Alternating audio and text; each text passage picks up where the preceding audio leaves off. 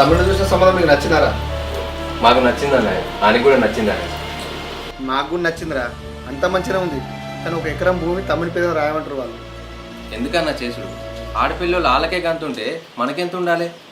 గట్ల కాదురా, అమ్మాయి మనోనికి బాగా నచ్చింది, వానికి నచ్చినామని వానికి చేయాలి కదా. సరే అన్నయ్య, నువ్వన్నది కూడా నిజమే. ఆ భూమి మనోని పేరు మీద రాయించుదాం. భూమి వాళ్ళ పేరు మీద రాసినాకనే పెళ్లి చేద్దామన్నారు. ఎవరి పేరు మీద ఉన్నా ఒకటే కదా, అందరం మనమేనా? నిజమే బావా, కానీ ఆ భూమి మీ పేరు మీద ఉంటేనే చూసేటోళ్ళకి మంచిగా ఉంటుంది. నిజమేనమ్మా, అయినా వాళ్ళేం కోరుకున్నారు? నా తమిళ పేరు మీద చేయమన్నారు కదా. ఎప్పటికైనా చేసేదే కదా, ఎవరి భూమి వాళ్ళకు ఉంటుంది.